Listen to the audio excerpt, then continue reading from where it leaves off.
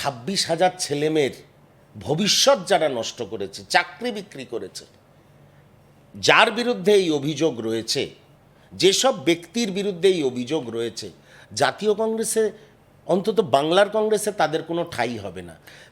কিন্তু সুমন দা, এটাও তো আপনারা মানবেন, এটাও তো মানবেন যে মমতা বন্দ্যোপাধ্যায়ের একটা নির্দিষ্ট ভোট ব্যাংক রয়েছে, একটা ভোট পার্সেন্টেজ রয়েছে, সেটা এবারের বিধানসভাতেও তৃণমূল কংগ্রেস পেয়েছে। এবার মমতা বন্দ্যোপাধ্যায় যদি কংগ্রেসে ব্যাক করেন তাহলে তো আপনাদেরই সুবিধে হবে, এই ভোট ব্যাংকটা আপনাদের দিকে আসবে।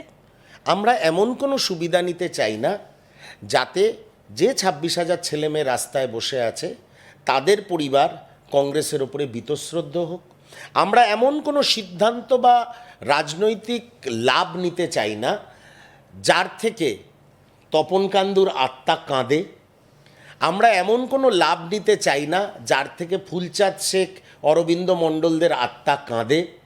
আমরা সেইটুকু লাভই নিতে চাই যেইটুকু লাভ নিলে বাংলার মানুষের সেবা করা যাবে, রাহুল গান্ধীর নেতৃত্বে ভারতবর্ষের সংবিধানকে তুলে ধরা যাবে, সাংবিধানিক অধিকার মানুষের ভারতবর্ষের মাটিতে পুনঃপ্রতিষ্ঠা করা যাবে। আর একটা কথা বলে রাখি, কোনো কালিমালিপ্ত মানুষ কংগ্রেসের কাছে আসবে না। মমতা বন্দ্যোপাধ্যায় আসবেন কি আসবেন না আমি জানি না, কোনো অভিযুক্ত মানুষ কংগ্রেসে আসবে না, কারণ জাতীয় কংগ্রেসের কাছে কোনো ওয়াশিং মেশিন নেই যেটা বিজেপির কাছে আছে। জাতীয় কংগ্রেসের কাছে কোনো ওয়াশিং মেশিন নেই, আর আমরা ওরকম কোনো ওয়াশিং মেশিন আমাদের রাজ্য দপ্তরে বা দিল্লির দপ্তরে বসাতেও চাই না, যে আমাদের দলে এলো তার উপরে খুন, দর্শন, পাচার সব কিছুর অভিযোগ আছে, কিন্তু আমাদের ওয়াশিং মেশিনে চোবানোর পরই সে একদম ক্লিন হয়ে গেল, সে হাতে গীতা নিয়ে আর ধুতি পাঞ্জাবি পরে বেরিয়ে পড়লো। এরকম হবে না। এই যে অভিষেক বন্দ্যোপাধ্যায়, এবার একটু অভিষেক বন্দ্যোপাধ্যায় প্রসঙ্গে আসি, কারণ মমতা বন্দ্যোপাধ্যায় বললেই যে নামটা ভীষণভাবে এই মুহূর্তে প্রাসঙ্গিক সেটা হচ্ছে অভিষেক বন্দ্যোপাধ্যায়, মানে কোট আনকোট রাজনীতির ভাষায় যাকে বলা হয়, যে নামটাকে ভাইপো বলে অভিহিত করা হয়েছে। কালকে যখন অভিষেক বন্দ্যোপাধ্যায় নামলেন দমদম বিমানবন্দরে, মানে একাধিক প্রশ্নের সম্মুখীন তাকে হতে হয়েছে, যেটা তাকে এ জীবনে হতে হয়নি, যে ডিমের গন্ধ গায়ে থেকে গেছে কিনা সেই প্রশ্নও তাকে করা হয়। এবং তারপর এই যে সিআইডির কাছে দীর্ঘক্ষণ, মানে রাত প্রায় 11টা সাড়ে 11টা পর্যন্ত রীতিমতো ভিড়, তাকে জিজ্ঞাসাবাদ করা হচ্ছে, তারপর তিনি সেখান থেকে বেরোলেন, মমতা বন্দ্যোপাধ্যায়ের বাড়িতে গেলেন, কিন্তু মমতা বন্দ্যোপাধ্যায় একটা কথাও বললেন না এই বিষয়টা নিয়ে, তিনি একেবারে চুপ, তার কোনো মন্তব্য সংবাদ মাধ্যমে আসেনি। কোথাও কি মনে হয় যে অভিষেক বন্দ্যোপাধ্যায়কে প্রজেক্ট করতে গিয়েই মমতা বন্দ্যোপাধ্যায়ের দলের এবং নিজের আজকের এই অবস্থায় এসে দাঁড়াতে হলো? স্বাভাবিক ব্যাপার। আমি একটা, কিন্তু কংগ্রেসও তো পরিবারতন্ত্র, রাহুল গান্ধী, ইন্দিরা গান্ধী, রাজীব গান্ধী, রাহুল গান্ধী, সোনিয়া গান্ধী, তারপরে প্রিয়াঙ্কা গান্ধী, কংগ্রেসও তো সেই পরিবারতন্ত্রে বিশ্বাসী, তাহলে তৃণমূল কংগ্রেসের কেন এই পরিণতি হলো? তৃণমূল কংগ্রেসের এই কারণে এই পরিণতি হলো, পরিবার থেকে যদি কোনো সদস্য রাজনীতি করতে চায়, and if he or she has the capability, রাজনীতি করতেই পারেন, কিন্তু আমার ভাইপো বলে সে সেকেন্ড ইন কমান্ড হবে। যারা খেটে তৃণমূল কংগ্রেসটাকে তৈরি করলো, আমি কয়েকজনের নাম বলি আমার সীমিত রাজনৈতিক জ্ঞানে। প্রথম নামটা আমার মনে পড়ে মুকুল রায়ের। শোনা যায় কোনো একটি অভ্যন্তরীণ বৈঠকে তর্কাতর্কির জেরে অভিষেক বন্দ্যোপাধ্যায় মুকুল রায়কে একটা গালে থাপ্পড়ও মেরেছিলেন। সেই পাপ কোথায় যাবে? মুকুল রায়ের মতন বহু নেতা আছে, মুকুল রায়, শোভনদেব চট্টোপাধ্যায়, মদন মিত্র, এই সৌগত রায়, এরা তো দীর্ঘদিন ধরে মমতা বন্দ্যোপাধ্যায়ের সাথী। তারা আজকে অভিষেক বন্দ্যোপাধ্যায়ের মানে স্ট্রেচারের পিছনে ঢাকা পড়ে যাচ্ছে। তাহলে সেই পরিবারতন্ত্র ক্ষতিকারক, না রাহুল গান্ধী যে পরিবারের বাইরে গিয়ে মল্লিকার্জুন খার্গেকে মনোনীত করে জাতীয় কংগ্রেসের সভাপতি করেছে, সেই পরিবারতন্ত্র ক্ষতিকারক?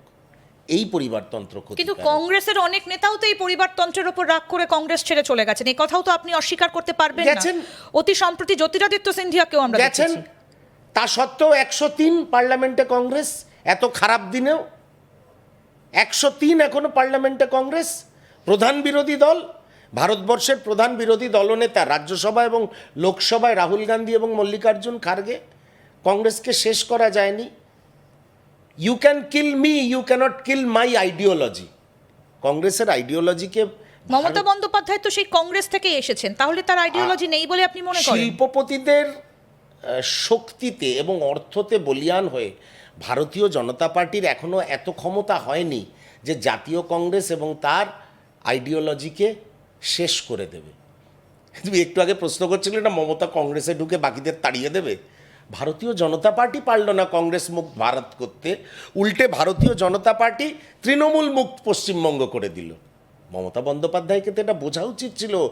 কখনো বিরোধী পরিসরকে, এটা পলিটিক্যাল অ্যানালিসিস্টরা বলে, কখনো বিরোধী পরিসরকে এমন ফাঁকা করতে নেই যে এক বিপদের সময় ধর্মনিরপেক্ষ প্রগতিশীল শক্তিগুলো আমার পাশে দাঁড়াতে ঘৃণাবোধ করে। আজকে মমতা বন্দ্যোপাধ্যায় এবং অভিষেক বন্দ্যোপাধ্যায়ের পাশে দাঁড়াতে ধর্মনিরপেক্ষ প্রগতিশীল শক্তিগুলো ঘৃণাবোধ করছে।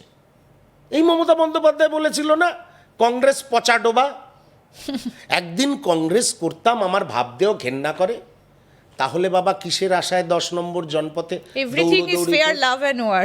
না না, ওরমভাবে হবে না।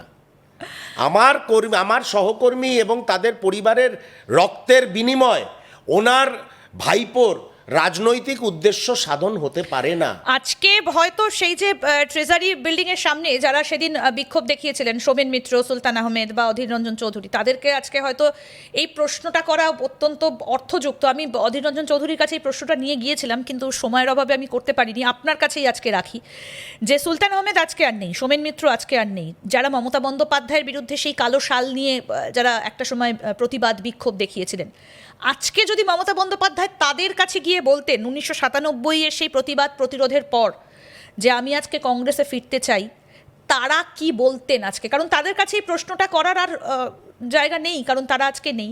আপনি আদ্যপ্রান্ত একজন কংগ্রেস ঘরানার মানুষ, কংগ্রেসের একটা নিজস্ব এথিক্স রয়েছে।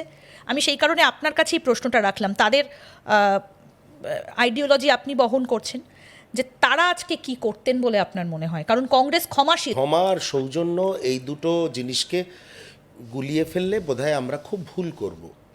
মমতা বন্দ্যোপাধ্যায়, অভিষেক বন্দ্যোপাধ্যায় 10 নম্বর জনপথে যাচ্ছেন, ওনাদের সঙ্গে দেখা করছেন, ওনারা সৌজন্য দেখাচ্ছেন, আবার পরের দিন ঘুম থেকে উঠেই দৌড়ে চলে যাচ্ছেন, সেটা একটা অন্য জিনিস। সৌজন্য দেখিয়ে তাদের সঙ্গে রাজনৈতিক আলোচনা করা, ইন্ডিয়া ব্লক নিয়ে আলোচনা করা, এটা একটা দিক।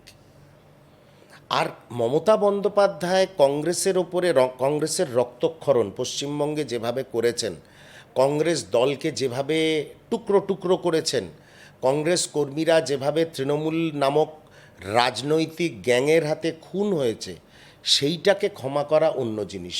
মানে বিষয়টা হচ্ছে সৌজন্য একটা জিনিস, ক্ষমা একটা জিনিস। এবং আমার দৃঢ় বিশ্বাস আমার সর্বভারতীয় নেতৃত্ব এবং আমার প্রদেশ কংগ্রেস সভাপতি, আমাদের প্রদেশ কংগ্রেস সভাপতি এমন কোনো সিদ্ধান্ত নেবেন না যাতে আপামর অত্যন্ত কষ্টে এবং অত্যাচারে কংগ্রেস করা প্রান্তিক কর্মী এবং তাদের পরিবারের মনে কোনো ঠেস লাগে। এই ব্যাপারে আমরা একদম 100% নিশ্চিত।